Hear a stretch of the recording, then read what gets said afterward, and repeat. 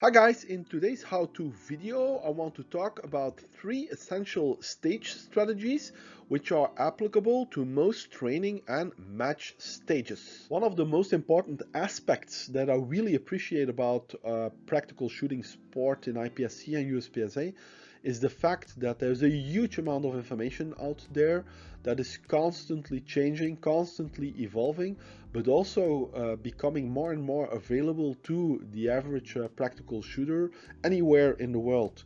So if you are really passionate about practical shooting and you really want to grow and evolve, maybe even up to the GM level and or stay at the GM level, you will have to become an indefinite student of the sport, always trying to grow and to learn.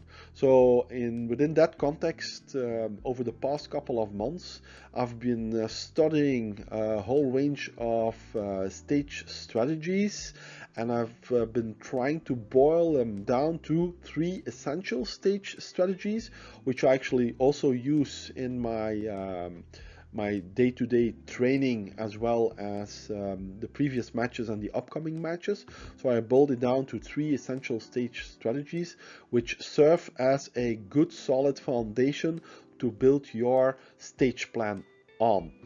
Obviously, it goes without saying that your mental game needs to be up at the highest level, especially your positivity rate and your self-image and self-confidence.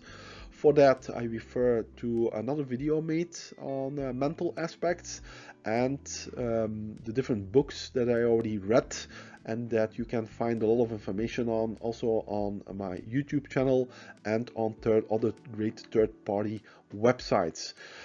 So the first essential strategy actually deals with hit factor. It still surprises me that a lot of shooters that I encounter are vaguely familiar with hit factor and how it's calculated and what role it plays in the ranking, not only your ranking but the overall ranking on a stage and or on a match. And you don't hear me say that you have to become a hit factor Einstein, but you really have to go get a in-depth knowledge about hit factor, how it's calculated, how it is used to determine stage and match rankings, and how hit factor can also impact the stage plan for a specific training or match stage. So the purpose of this video is not to explain the ins and outs of hit factor. For that, I refer to another video made on specifically on hit factor, and I also want to do another shout out to the website or YouTube channel of Standing Reload, where you can find very good, if not one of the best videos on hit factor, which you can adopt into your broad knowledge database and also in your training and match shootings. So the first essential strategy deals with hit factor, and based on the written stage briefing as well as the briefing by the RO as well as your walkthrough, you try to determine the hit factor, because that will have a direct impact on how you are about to shoot the stage and construct and build your stage plan. Are you gonna increase your risk? Are you gonna increase your speed? Are you gonna pay more attention to your points? Are you going to do the balance? So all these things actually play a huge factor in the overall stage plan. But your ultimate goal should always be to shoot approximately between 90 and preferably 95% of the respective stage points. That is compared to the highest scoring hit factor for that particular stage. So if you try and aim to be between 90 and preferably 95% of the stage points, that will benefit you hugely. The second essential strategy as it pertains to training and especially match stages is that as soon as that beep goes off, try to do as much as you can on the move. That means combining different techniques together, not to lose any time. For example, if you have to step into a shooting area and you have to draw, you don't first draw and then step in, you actually step in and draw at the same time, just to give an example. Also very important is that as much as you can, regardless of the division you're shooting, this is also based on your individual skill level, but try to shoot as much on the move as you can, even if you have to take a small pause in your shoot on the move. A pause is still better than a stop, so you really have to limit the amount of stops that you build into your stage plan. And if you stop, really, because it's a long, hard target, maybe a popper at 20 or 25 meters, try to blend as much targets in that stop as possible.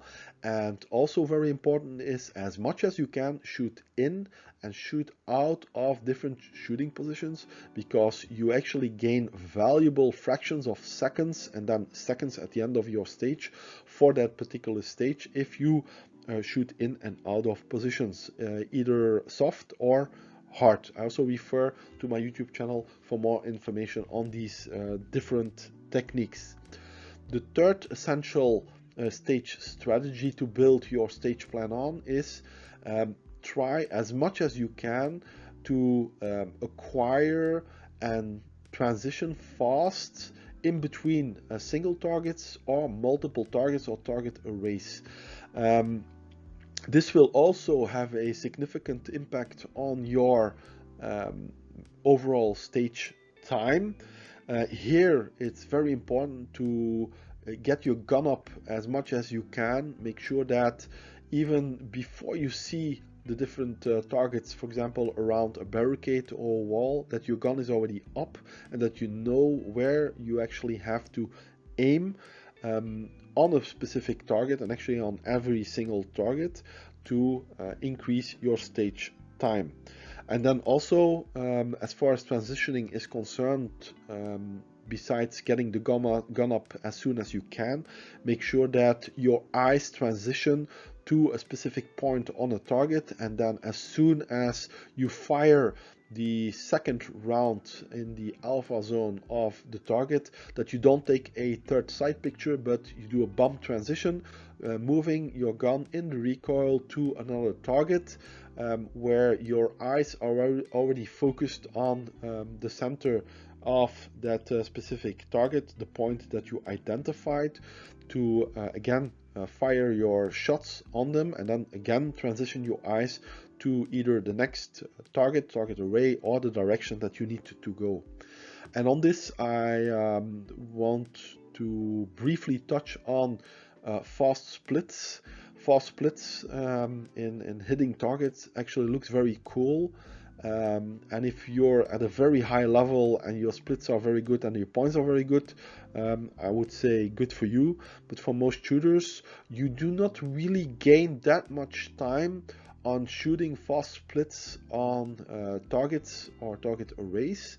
The most important things are the two previous strategies that I mentioned: shooting on the move as much as you can, limit the amount of stops, and combining stops or targets on stops if possible, and then especially the sooner and faster transitions in a correct manner on the different targets and the targets array. These two actually have, relatively speaking, a higher positive impact on your overall stage time than, for example, shooting fast splits on targets, especially if the technique is not mastered correctly. You actually increase the risk of shooting Charlies, Deltas, Mikes, or no shoots.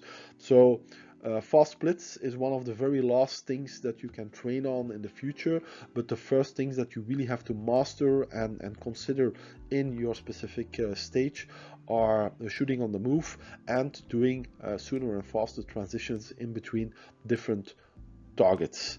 These are the three main and essential stage strategies to build on and to consider you and draft your stage plan, and afterwards visualize that for a superb result.